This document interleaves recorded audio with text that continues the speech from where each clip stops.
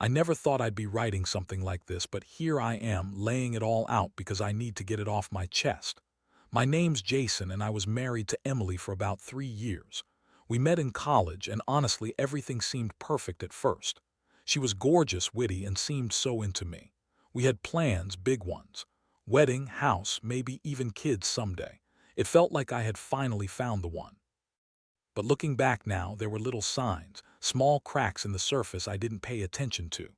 At first, it was just her being busy with work, or maybe a little moodier than usual. I'd notice she'd be on her phone more, hiding her screen when I walked into the room. She'd make excuses like, "It's just work stuff," or "I'm talking to my sister." Nothing too out of the ordinary, but I remember feeling that weird gnawing in my stomach, like something was just off. Still, I trusted her. I always did. Then came the trips she took alone, claiming they were girls' weekends or business trips. I didn't think much of it at first. I was busy with my job trying to build a future, and she seemed to be doing her thing. But I'd catch her in little lies or inconsistencies, and it just didn't sit right. She'd dodge questions, change the subject, or get defensive if I pressed too hard. Still, I told myself I was overthinking. Maybe I was paranoid, or maybe I just didn't want to believe what I was sensing. Things escalated last summer, though. We decided to rent out my family's cottage for a weekend. It's a small, rustic place, perfect for a quiet getaway, or so I thought. Emily insisted she wanted to go, said she needed a break from her hectic schedule. I trusted her. I never imagined what would happen there. We packed up, left the city behind, and headed out. The plan was simple: relax, have some fun, maybe fish a little, reconnect. But that weekend turned into something I'll never forget for all the wrong reasons.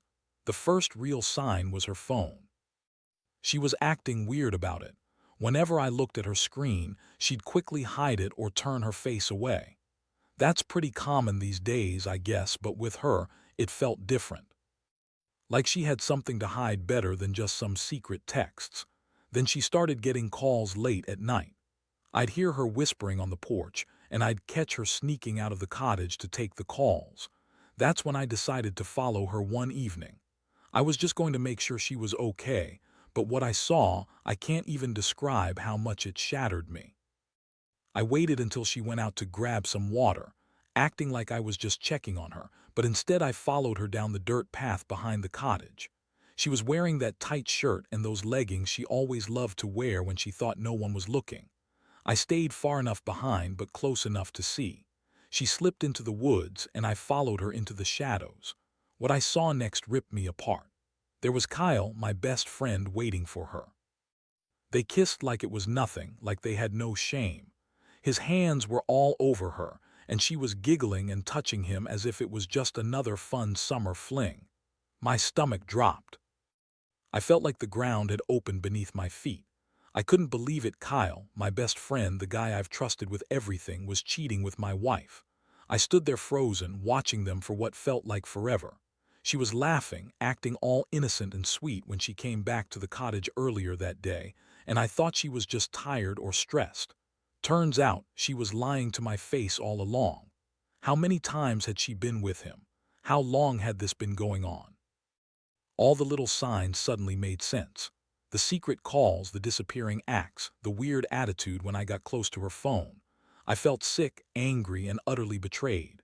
I wanted to confront her right then and there, but I knew I needed more evidence. I didn't want her to spin some bullshit story. So I went back to the cottage, heart pounding, and kept quiet for the rest of the night. I told myself I'd think everything through, but I knew deep down I couldn't just brush this off.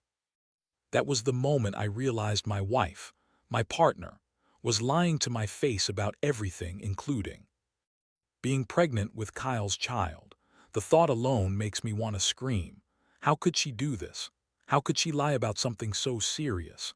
And what the hell was I supposed to do now?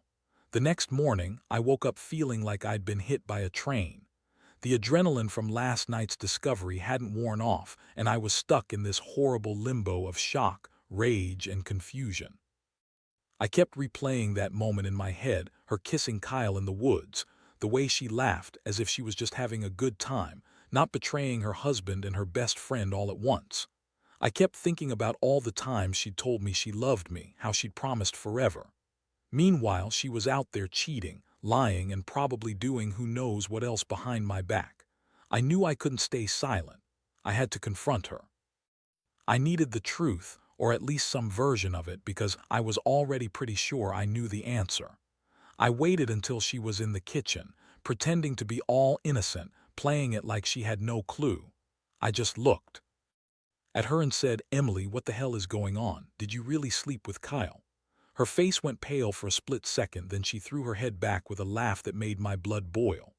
"Oh, come on, Jason, you're overreacting. It was just sex, nothing serious. Kyle and I." "No," I cut her off, voice shaking but firm. "Don't bullshit me. I saw you last night. You were kissing him. Don't lie now, Emily. I saw it with my own eyes. How long has this been going on?" She rolled her eyes and scoffed like I was some crazy person. "You always think the worst, don't you? Honestly, you're so paranoid. Maybe I was just talking to him. Maybe it was just a kiss. Maybe I was drunk. Whatever it was, it doesn't mean anything. We're not actually having a baby, Jason. I'm not pregnant. That was all just a lie to keep you from finding out the truth about how much I've been unhappy." That last part hit me like a punch to the gut. She's lying about being pregnant. Then what the hell was her last ultrasound about? I thought about the times she'd been sick, the doctor visits she insisted on, the way she'd avoid certain questions about her pregnancy. All a lie. Just another way she'd been deceiving me. My mind was racing so fast I could hardly think straight. I felt a mixture of rage, heartbreak, and helplessness. I wanted to shout at her, call her every bitchy name I knew, but instead I just stood there, staring at her, trying to process how much I'd been played. I thought about all the future plans, the wedding, the family we were supposed to build, and now I wasn't sure what any of it meant anymore. The girl I married was a liar, a cheat, and a manipulator. Part of me wanted to leave right then and there, but another part just wanted to know why. Why would she do this? What was she hoping to gain? And how could I ever trust her again? After that confrontation, everything changed. I couldn't look at Emily the same way. Every word she said felt like a lie. Every smile she threw my way was fake. I started noticing all the little things she'd been doing, the way she'd suddenly become super defensive when I asked about her phone, the way she'd lie about where she was going, even her tone of voice when she'd talk about her pregnancy. It was all a game, and I was just the fool caught in the middle. But what cut the deepest was how she dismissed my feelings, brushing everything off like it was nothing. She kept telling me I was overreacting, saying I was jealous or insecure, that she didn't cheat, that I was just imagining things, that I needed to grow up. It was infuriating. The more she denied, the more I realized I couldn't just walk away, not without some kind of plan. I knew I needed to do something, but I didn't want to go in blind. So I started digging. I needed proof, real proof, that she was lying about everything: her pregnancy, her affair, her entire life. I reached out to Kyle, confrontational but calm. I told him I knew what was going on and asked him to tell me the truth.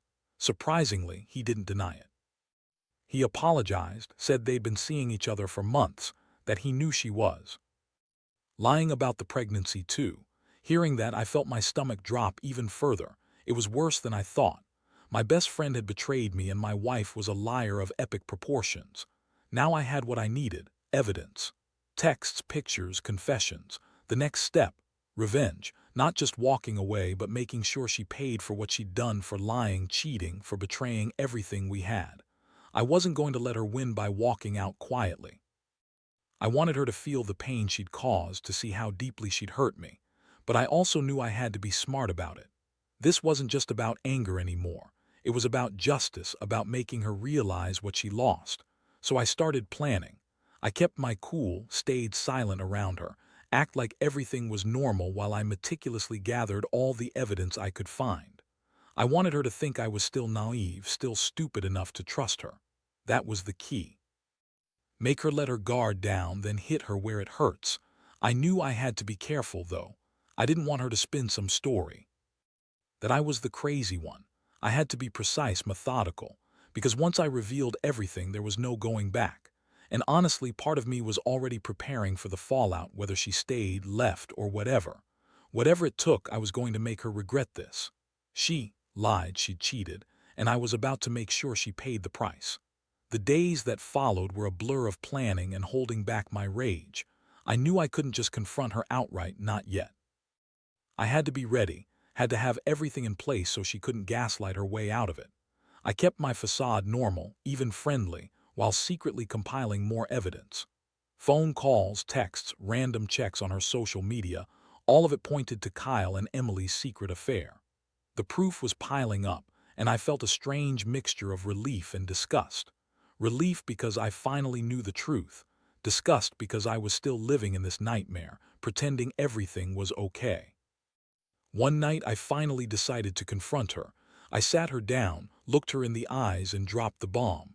Emily, I know everything about you and Kyle, about the lying, the pregnancy, everything. Her eyes widened for a split second, then she started to laugh. That bitchy, dismissive laugh that made me want to punch her. God, you're so dramatic, she said, leaning back with that irritating smirk.